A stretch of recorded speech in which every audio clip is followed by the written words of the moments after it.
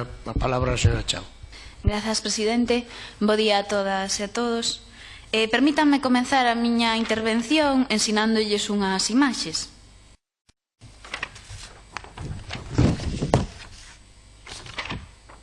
É que por algo di a sabedoría popular que unha imaxe vale máis que 1000 palabras, máis en casos como este, no que as imaxes son tan claras e contundentes como aquí, como xa se expuxo, é evidente que os libros de texto cos que ten que estudar o alumnado de terceiro e quinto de primaria do Colexio Santa Baia de Boiro están nun estado lamentable. Concordarán conmigo en que sobran as palabras. Porén, non só hai que lamentar o estado dos mesmos, senón a insuficiencia e a inadecuación aos contidos curriculares.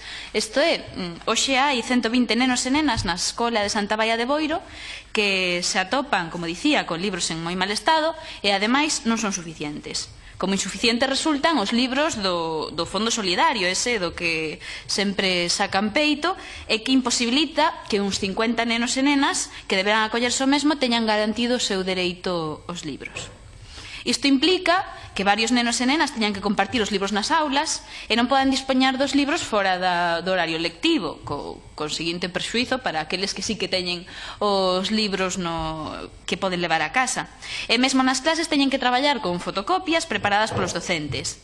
Ademais, estamos falando de libros do ano 2009 que están descatalogados nas librerías, co cal é imposible facerse con co reposto necesario.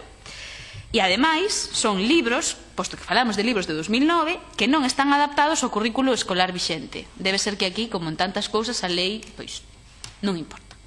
É dicir que os nenos e nenas están estudando con libros con 8 anos de antigüidade, obsoletos, inservibles, insuficientes, e a Consellería non é quen de poñer ningunha solución sobre a mesa.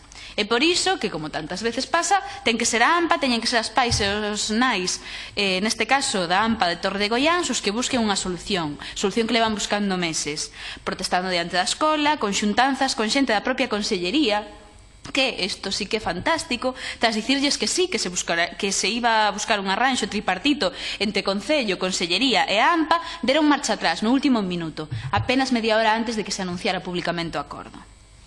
Sen explicación suficiente, claro. Tamén, como xa dixo a señora Rodil, denunciaron o asunto ante a Valedora do Pobo. E a Consellería non resposta. Xa van fora de prazo.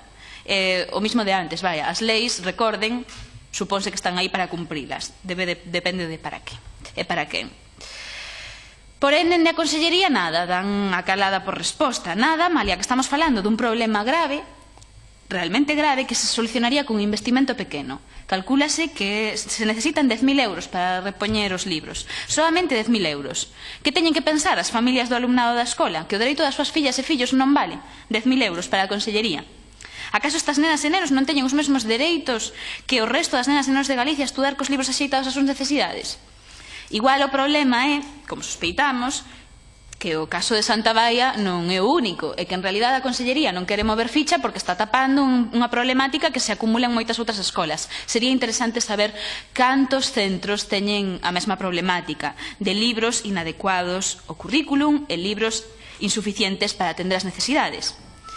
Consideran acaso as señoras e os señores deputados que se pode manter esta situación? Poden sacar peito co sistema de Fondo Solidario de libros cando temos caso como este non se pon ningunha solución enriba da mesa? Para En Marea, casos como o de Santa Baia poñen en evidencia a ineficacia do sistema de préstamo de libros. Ineficacia porque hoxe sabemos que o mal chamado sistema de gratuidade solidario é máis caro e aínda por enriba non cubre todas as necesidades, polo tanto non funciona. Do que falamos é das consecuencias de ter eliminado o programa de préstamo universal. Nada raro, pois miren que ata a propia LONCE, esa lei que tanto lles gusta, sobre todo os deputados do Partido Popular, e da que non se dan desprendido, male a contar co rexeitamento unánime de toda a comunidade educativa, resulta que mesmo nesa lei se lles colou unha disposición adicional quinta que fala precisamente do sistema de préstamos de libros de texto. Nesa disposición, e cito textualmente, o Ministerio de Educación, Cultura e Deporte promoverá o préstamo gratuito de libros de texto e outros materiais curriculares para a educación básica nos centros sostidos con fondos públicos no seno da Conferencia Sectorial de Educación. Como principio non está mal. Falta vontade para cumplilo, claro. Fan falla, sobre todo, recursos. O sistema do Partido Popular non só non está cumprindo con ese precepto, insisto, da súa lei, senón que dende a súa implantación en 2009 ven obrigando as AMPAs, os concellos e os centros educativos a suplir a labor do goberno mediante bancos de libros propios e xerando numerosos problemas na súa implantación. Neste contexto é no que cabe entender a problemática da que estamos falando do Colexio de Santa Baia de Boiro, onde, como dicía, temos 120 nenas e nenos que se atopan estudando con libros do ano 2009. Unha situación a que por que se chegou? Pois precisamente por recomendación da propia Consellería, que en 2014 lles dixo que era, ante os inminentes cambios no currículo escolar, era mellor non solicitar a renovación dos libros de texto, porque iban quedarse obsoletos ese mesmo ano, entón era mellor que se adaptara o currículum e logo solicitar os libros. Claro, fañe caso a Consellería e logo resulta que non teñen os libros tampouco. Bueno, parece unha tomadura de pelo. Unha situación lamentable ante a que pensamos que é urxente actuar.